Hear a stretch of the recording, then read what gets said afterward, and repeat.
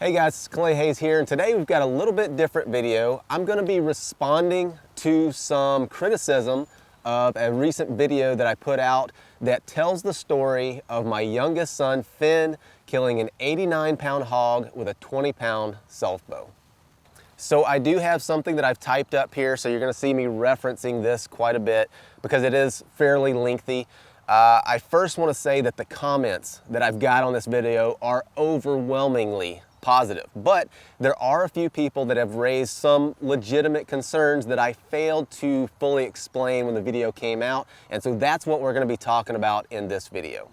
So some of the more prominent concerns have ranged anywhere from the legality of the hunt itself, was it even legal, to the killing power of the bow. It was a very lightweight bow that we used, to more philosophical questions such as, should young children hunt at all? And so we're going to work our way through these things, but I want to start with the legality. We want to get that out of the way. There have been several people who have suggested that this hunt was not legal. And there's a little bit of confusion that I want to clear up. So in many states have minimum draw weights for archery equipment for hunting game animals. Now in Florida, that minimum is 35 pounds. And as I mentioned earlier, Finn's bow was not 35 pounds, it was 20 pounds. Now what people are getting confused about is the designation of feral hogs. So in Florida, on private land, feral hogs are considered trespass livestock and property of the landowner. And so there are no FWC regulations that dictate or govern hog hunting on private land. And so there is no minimum draw weight or really any regulations on feral hog hunting on private land in Florida. Got that taken care of. I do find it interesting though that the people that take issue with the video look for any little loose ends to try to pick this thing apart and unravel it.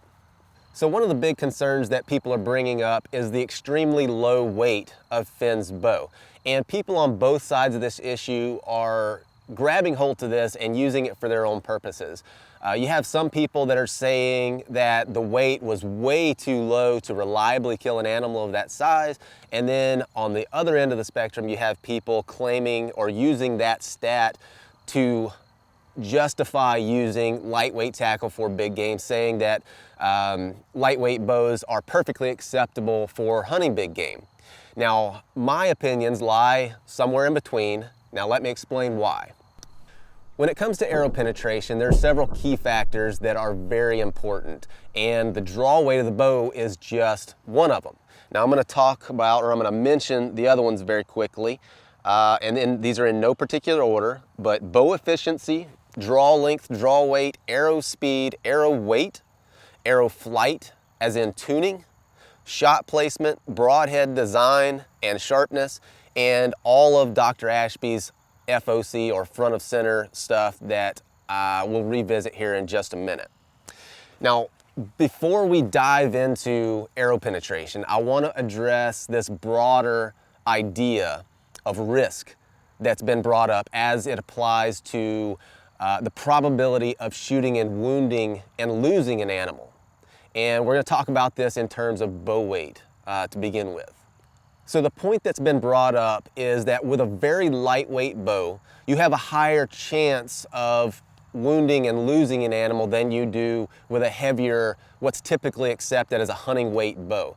Now, I can intuitively understand this logic, but to better understand the flaw in this logic, we need to flesh it out a little bit. So let's think about it like this. Let's take an example of two different bow hunters. One guy is shooting 60-pound bow at 28 inches, and you have another guy that's shooting a 45-pound bow at 28 inches. Now, with perfect shot placement, both of those setups, when we're going to hold all else equal, so the arrow is equal, the skill of the archer, everything else is equal except for the bow weight.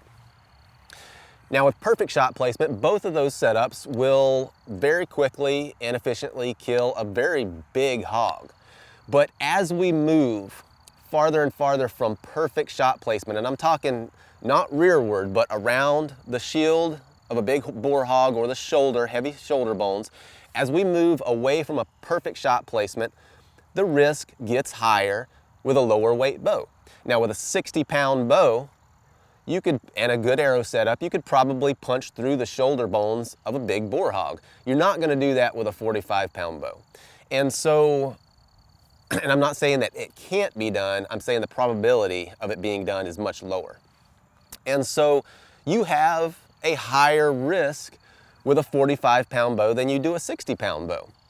But I would never, and I don't think anyone else would, ever suggest that you should not hunt hogs or any other big game unless you can draw 60 pounds at 28 inches. Now what I would suggest is that they do everything in their power to maximize the efficiency and the penetration of their bow and arrow setup within their physical limitations.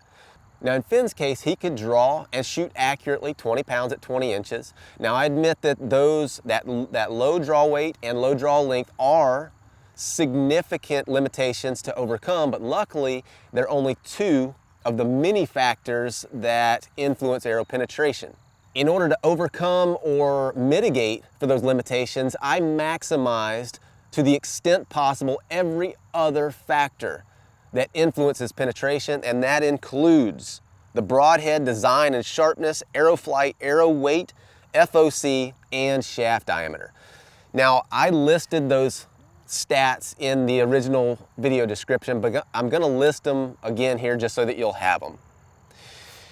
The broadhead used was a razor sharp, cut on contact, 190 grain meathead with high mechanical advantage. The arrows used were well tuned to conserve and deliver maximum energy. The total arrow weight was over 400 grains, a little bit over 400. The FOC was 27%, and shaft diameter was 1/4 inch. Now I'm not gonna go in depth into what all this stuff means and how that influences penetration, but I will, in the video description here, I will provide a link to Dr. Ashby's research so you can go and look for yourself. But what is important is that the equipment used was very carefully and meticulously built to maximize to the extent possible the effectiveness of that equipment and to mitigate the limitations of draw weight and draw length. So getting back to that original point or question, is the risk higher with a low poundage bow? And the obvious answer is yes. And that goes for any weight bow. You're gonna have a higher, all else equal, you're gonna have a higher chance of punching through heavy bone or anything else with a higher weight bow than you are a lower weight bow. Now, the question of, is it too high? Well, I suppose that's something that you're gonna have to answer for yourself. In this case, it was obviously adequate. The hog was quartering to him, an admittedly risky shot, which we're gonna address here in a minute. But the arrow penetrated in front of the shoulder, angling back into the chest, breaking a rib on the way, and penetrating a total of 9 inches, which is pretty impressive. Had he hit the shoulder, he would have gotten little to no penetration and the hog would have got away. But I suspect with a 45-pound bow or even a 50-pound bow, the results of a direct hit to heavy bone into the shoulder of a pig that size probably wouldn't have been any different. Now, if you take a 60-pound bow with the right arrow setup, you probably could have punched through that. Now, don't take all this to mean that I'm saying that we should all start hunting big game with low poundage bows. That is not what I'm saying. You should shoot as much weight as you can as long as you can do it accurately. Now, if you can only shoot low poundage bows, what that means is that the attention to detail on all of the other factors that influence arrow penetration, it just elevates the importance of those things. You don't have that margin of error that heavy weight provides for you. In short, the lower you go, the more meticulous you must be with all of the other factors. All right, so now let's talk about the shot angle. This is admittedly a risky shot, even for somebody shooting a heavier weight bow, as we've talked about just a few minutes ago. Not being right there beside him is the one thing about this whole thing that I would change if I could. And I would change that for many different reasons. One of them being that if I was there, I would have told him to wait for a better shot. But at his young age, he doesn't quite have that. Now, since then, we've talked a lot about shot angle and looked at different footage and different scenarios and talked about when it's best to shoot and when it's best to wait for a better shot. Now, luckily, as I said, the margin for error for that particular shot is very small, but thankfully the arrow did fly true and everything turned out perfectly. Now, this is something that I probably should have mentioned in the original video, but it just got overlooked. Now, under the circumstances, I think Finn handled himself very well and in the process accomplished something that very few hunters ever will. So the last thing I want to address is more of a philosophical question of should young children hunt at all? Finn is 7. And so they ask, can a child that young even comprehend what's going on? What is life and death to that child? Now, since 7-year-olds don't tend to be the most articulate people, it's kind of hard to understand exactly what they understand or how they internalize death. What I can say is that both of my boys know very well where their food comes from. They know that their food comes from the dirt and from the woods and the streams. They've been involved in this stuff since before they could walk. They know that when something dies, there is no reset button. And for them to have food on their plates, something has to die. Now, this is leagues beyond what most people understand today, even most adults. So to wrap this up, Finn shooting a big hog with his bow that morning was not even on my radar. This was not a planned thing. It just happened. Now, Finn is a born hunter. You can see it in his eyes. You can see it when we're in the woods. He is very intent, very focused when we're in the woods. And so I always carry an arrow or two with him in case we get into rabbits or some small hogs or something like that. Now, on this hunt, when I handed him that arrow, him shooting an 89-pound hog never even crossed my mind, but it happened. But when it did happen, how in the world could you be in that situation and not be excited about it? And why would I ever take away the excitement of a once-in-a-lifetime first animal?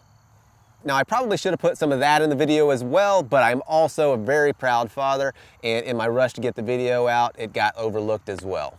So I want to put a little postscript on this video because I don't want it to seem like I hold it against anyone who questions something that they feel like misrepresents or represents hunting in a poor light, because there are so many examples of idiotic things that are posted to social media these days. I feel like we actually have a responsibility to do that. If someone posts something online that represents hunting in a poor light, I think we have a responsibility to call that out, because in today's age, in this digital age, the actions of one person highlighted and amplified by social media can impact countless others. And I'm sure we can all think of examples of things that we've seen online as hunters that we would be absolutely ashamed of. And so in this particular case, this is not one of those things, even though some people took issue with it. But if we do see things online, feel free. I would actually encourage people to call them out in a respectful manner. When it comes right down to it, most hunters have very similar goals. Time in the woods, a quick, clean kill, meat on the table, and passing our heritage along to our kids. Finn just happened to get a very early and unexpected head start. I want to thank everybody who provided positive feedback on this video, and let me say one more time, the feedback on the original video was overwhelmingly positive. We'll see you guys next time.